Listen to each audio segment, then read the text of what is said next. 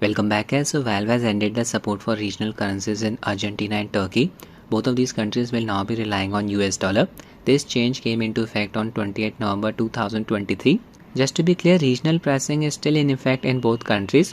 Now regional pricing is very important for developing countries due to the weaker economic conditions than those of developed countries. Regional pricing is based on different economic parameters like the purchasing power parity. It's not rocket science. People living in developing countries don't earn as much money as people living in developed countries. For example, I am from India, a developing country. Now a game that is priced at $60 in America should not be priced at $60 in India. That's roughly around rupees 5,000. I just directly converted the US dollar to Indian national rupee. Now Valve itself maintains a list of recommended regional prices for different countries based on their economic conditions. For India, Valve recommends a price of rupees 2400 for a game that costs around $60. You get the idea. The games are even cheaper in Argentina and Turkey than India due to their weaker economic conditions. Now Valve has introduced two new pricing regions to address Argentina and Turkey's regional currencies issues. These two regions will be using US dollar currency. These two regions are LATAM USD and MENA USD.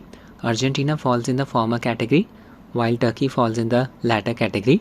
25 additional countries also fall into these two pricing regions. Just to be clear, Valve's recommended regional prices are not enforced on game publishers. The final decision rests with them. In this case, if the game publishers don't update the pricing of their games in accordance with the new pricing regions, game prices will default to their US prices. So people in these regions may see an increase or decrease in game prices depending on how the games were priced prior to this change. The following 27 countries fall into these two new pricing regions. LATAM USD region includes countries from Central America and South America. There's Argentina. MENA USD region includes countries from Middle East and North Africa. There's Turkey. On 20th November, Argentine peso or Turkish lira Steam wallet balance would be converted to US dollar based on the day's exchange rate. If you had purchased any subscription based on Argentine peso or Turkish lira, it would immediately end. You will be required to resubscribe based on the new US dollar based pricing structure. Many people are wondering why Valve made these changes.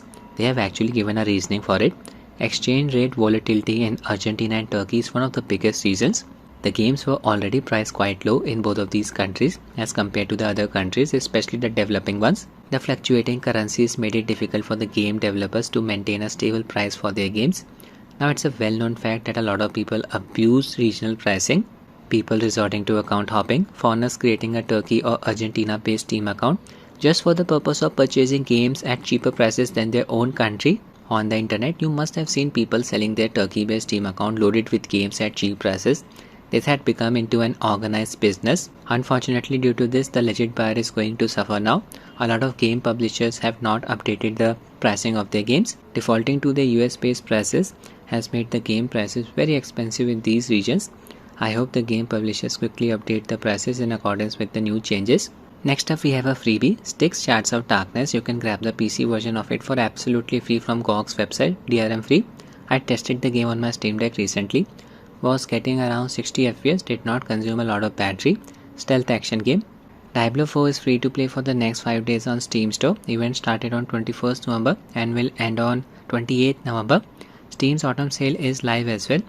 On this game, a 40% off discount is available. In India, you can grab it for around rupees 3,359. It's still so expensive. In US, this game's price is around $70. If Blizzard had followed Valve's recommended regional pricing for India, this game would have been priced at around rupees 2,800. A 40% off discount on it would have reduced the price by around rupees 1,120. Unfortunately, this is not the case. Now I have already tested the Battle.net version of this game. Was getting around 60 FPS, so I'll keep the gameplay short. With the Steam version, you don't need to install Battle.net, but you still need to have a Battle.net account in order to play the game. Just need to sign into it. Proton DV badge marked as Platinum. Steam Deck compatibility marked as verified. This game runs nicely on Steam Deck out of the box using Proton Experimental as the compatibility layer. Start the game. Our character has a level cap in this free to play event. I think the maximum limit is up to 20. Yeah, now we're in the menu. This is the game running off an SD card, Samsung Evo Plus 8 rated speed. Performance tab, only level set to 2. Frame limit set to 60. That's it. Game supports FSR2.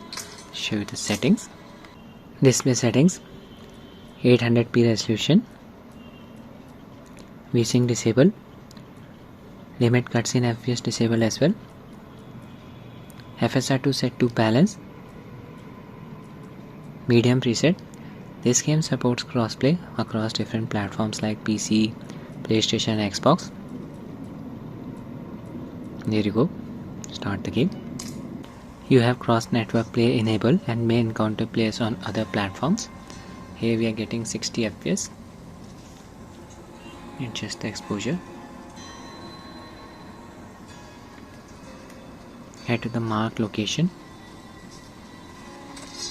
Very high GPU usage. If you encounter any slowdowns in later part of the game, you can always drop the settings. Game is drawing almost 20 watts of power, so you should be getting a playtime for around 2 hours on a full battery.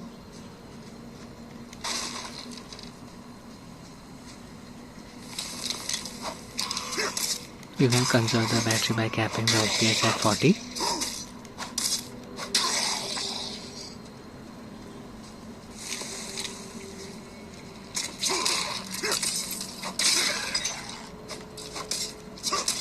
I need to enter the ruins. Here is the entrance.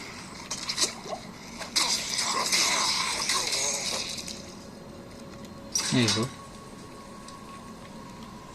We are in, searching the area. More of these creatures, skeletons.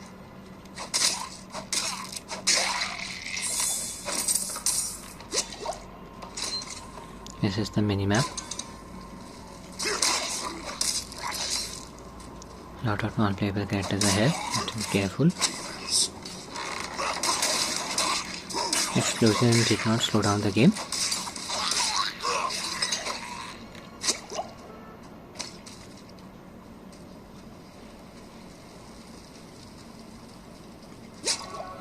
I'll just cap the FPS at 40.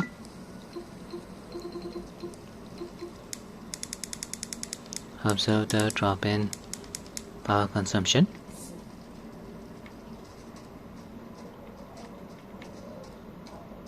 Someone is using the chat.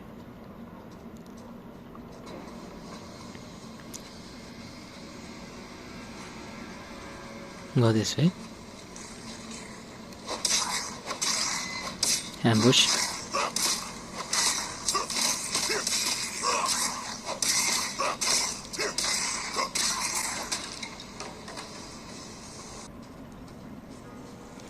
Entering an arena. Chamber of Calling.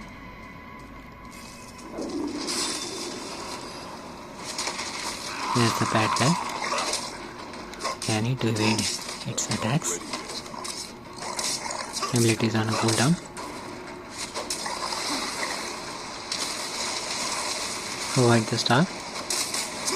Okay, this creature summoned more of these creatures. Helium.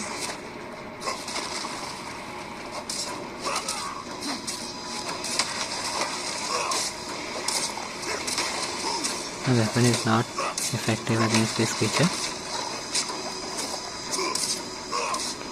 The game runs very nicely on Steam Deck. I end the video here guys. I hope you find it useful. Thanks for watching and have a nice day.